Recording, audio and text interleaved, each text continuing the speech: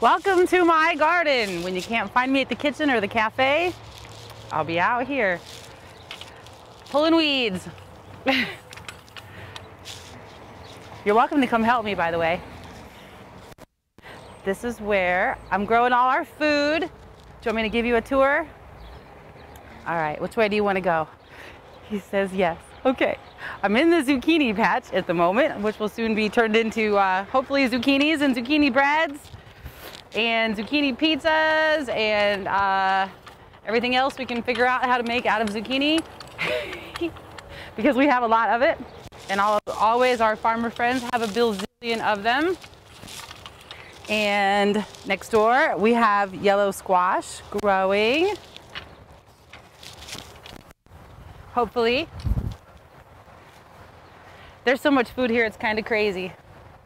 Yep, yellow squash baby plants.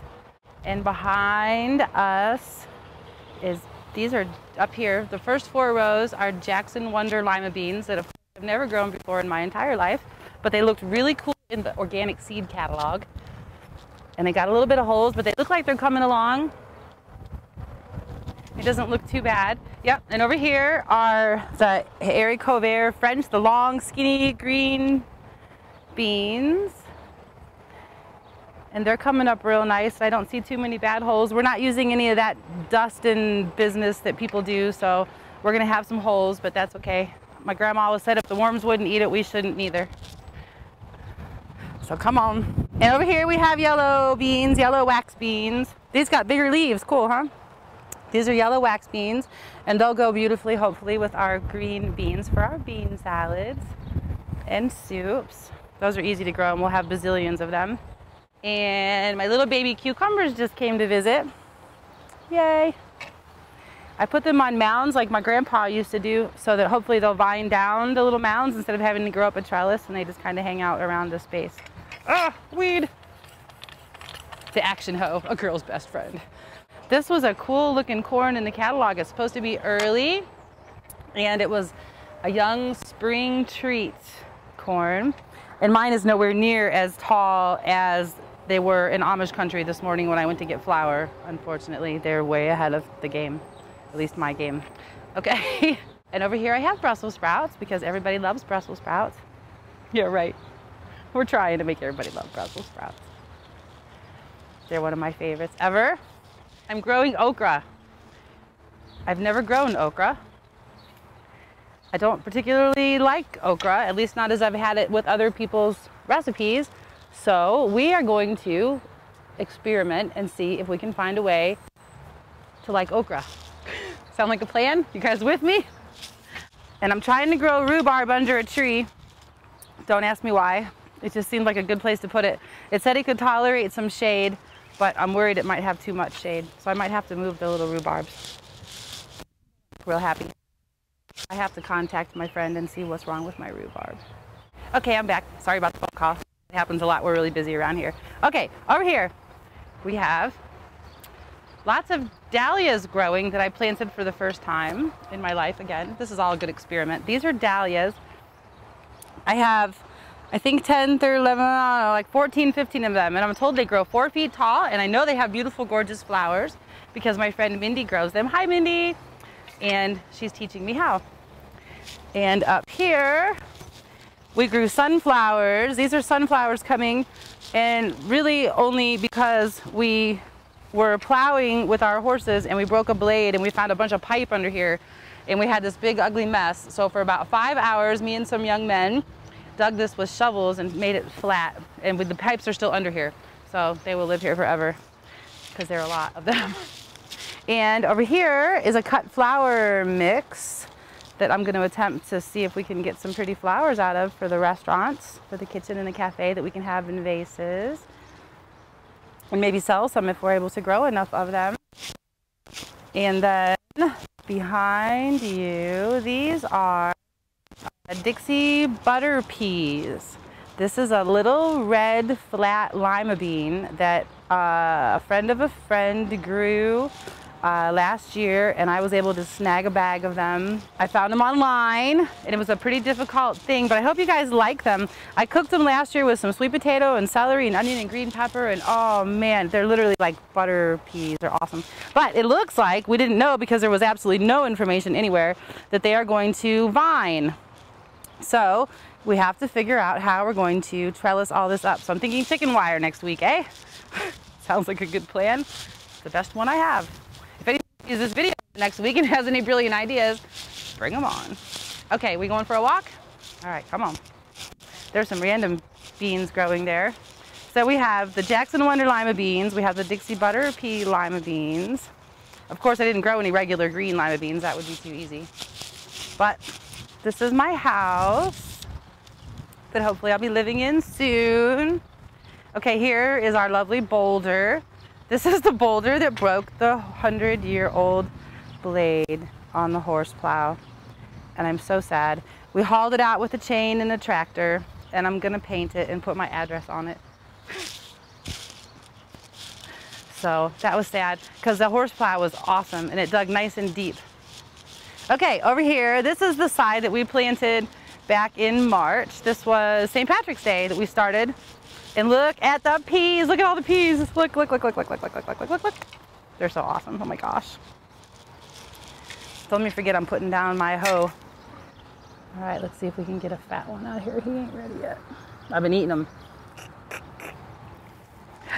I come over here and have breakfast. I can start my way from the front to the back. Here, well, no, he ain't quite ready. There we go.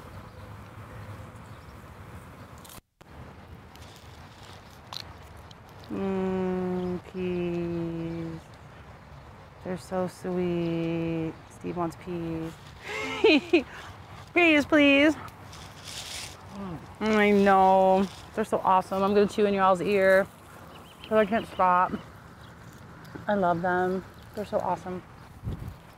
So these will be your broccoli pea salad very soon. And if you like look out over the sea of peas, as my friend Zach would say, we are cultivating world peace. Peas. Hey, Zach. Over here, I already ate all the arugula. Sorry. It's gone. I have some new lettuces that are coming up really nice. They don't look so pretty in the wilty sun, but in the hot sun they're wilting. This is a Pablo Batavian something or another purple lettuce. This is really gorgeous. And y'all been eating this for about a week. These are romaine. And the butter crunch lettuce is over there, just a sad looking affair. But tonight when I water it, it'll perk back up and look gorgeous. And this is your Rainbow Lights Swiss chard that you guys are drinking in your smoothies every day now. Aren't they beautiful? Oh my gosh. You guys are eating this with fresh strawberries from Huffman's Fruit Farm and my Swiss chard and bananas from some jungle somewhere that are organic. And it's really good. I love Swiss chard. We just made a big tray of lasagna out of this Swiss chard this morning. And there's more peas behind us. Here's a pretty little collard green plant. Here's a couple of them. We've picked probably good four pots of collard greens out of here for hundreds of people already. I love the butterflies. You see the butterfly go by? Yay. There's millions of butterflies. And you should see the lightning bugs out here at night. This is kale. This is red Russian kale. So far you guys have had this in the kale salad, kale soup, 2 different kale soups. I love this red Russian kale. It's so soft and tender and beautiful. And we have broccoli. This big guy I grew from seed right here in this row. I planted, oh, here we go. I'm getting texted. More collard greens that I transplanted because I planted them 3 inches apart rather than 3 feet apart because I couldn't read. And then the rest of we think is cauliflower, but my farmer friend that I got it from, George, hey George, didn't know if it was broccoli or cauliflower. So we planted it anyways. More kale. This is where I picked this morning. I've been picking this one for probably, oh gosh, 2 weeks, I betcha. Oh, and you don't get to see the flowers right now, but pretty kale, huh? Behind you is flax. This is flax seeds that we cook with. And in the morning, the whole thing is blue flowers. You see, every day they fall off at this time of day, and they bloom in the morning, just beautiful, beautiful blue. The whole thing, it's gorgeous. And then they die off, And I'm told, I've never, 10, 11 in the morning. It's just the most beautiful thing you've ever seen, this whole little patch. And then these is where I believe we're gonna get flax seeds out of these little pod looking guys, because these have already bloomed. So we're gonna watch and see what we get. I've never done it before, but I literally just took regular old brown flax seeds and threw them in the dirt. So back here, we are in pea land. We're in pea heaven. These are sugar snap peas coming on right here. And you can see I got lazy and I didn't, whatever you call it, trellis them up, but they seem quite happy. Here's a pea, yay. I love them. Do you want to eat him? Yay, Steve likes peas. Okay, these are sugar snap peas, and we'll have these at the kitchen soon. You guys can just eat them like candy out the candy dishes, because they're awesome. And then back here is peas, peas, peas, peas heaven. Okay, come this way. I'm still wondering who's gonna come pick all these peas. Okay, so this right here was my experimental row of the Dixie butter peas that you saw earlier on the other side of the house. And this is the row, this was my test row to tell me if I have to trellis. And I'm thinking I need to come up with a scheme here. So I'm kind of thinking I'm gonna put up a couple poles and some chicken wire and maybe do a little figure-8 action and give them something to grow on. We shall see. Come back and visit, we'll find out how it works. We have like thousands of sunflowers. This is a sunflower mix. And yes, I agree, they're too close together. However, they don't seem to care. It was a mix and they were real teeny tiny seeds, and I tried to space them out, but it didn't happen. But they still look like they're gonna bloom. See, look. This guy's ready to come on right now. We're gonna have these at the kitchen for sale, yay.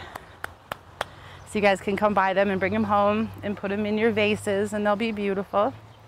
And this is a third planting of sunflowers here. So these will be a little later. And then this stuff up here in front of the sunflowers is random stuff that was growing in the compost pile from the kitchen. So I dug it out when it was like teeny tiny little babies with one little thing on one leaf. And I recognized them as some kind of a squash or a melon, who knows. So we're gonna see what happens. Some of them are flowering, but I don't know what they're gonna be. And over here is our lovely compost pile. This is where all your food scraps go at the end of the day. And they're all turning to dirt quite nicely. Look at that, isn't that amazing? It just like turns to dirt. It's so awesome. And we add dirt and grass clippings and newspapers and everything to it. And over here, these tomatoes back here, I got from Crown Point. Thanks, guys. These are a stripy hollow tomato that you can stuff. So I'm excited about those. And they've already got nice little blossoms coming on them. And then there's like a million kinds of peppers up in here. And there's some eggplants over there. And then Dave, the best tomato grower in the whole wide world, grew me some Cherokee purple tomatoes. And they're my favorite ever. You guys loved them last year. They were big, fat, purple, awesome, beautiful tomatoes. And I planted these, and they could have been 3 inches tall. They was like teeny, teeny, tiny, and they're beautiful. They're so perfect. So I'm so excited to share them with you. There's 200 tomato plants back here at least. And there's the Cherokee purples, a German pink, that's a big, fat pink tomato, and the sun gold cherry tomato, that's my absolute favorite, the little sweet yellow ones. And then the first 2 rows are 20 different heirloom tomatoes that I got from George. Hey. And we have some basil, of course. You guys are eating pesto, and I can't wait to have pesto tomato sandwiches back on the menu because I love them. With my bread and the fresh basil pesto and tomatoes. So that's my story. That's my little farm. And you guys are gonna be reaping the benefits for a long time this summer and fall, and hopefully all through the winter we should get enough peas to make soup and salads, and we should have enough to last us for a long time. Oh, I almost forgot. Up here, come over here. Yay. My neighbor, he's not home right now, or I'd introduce you to him. His name is Red. He's 93 years old, and he comes out here all the time and works on this stuff, his plants and his roses and everything. And he told me that his mom used to live on a property up here, and she grew popcorn for them when they were younger.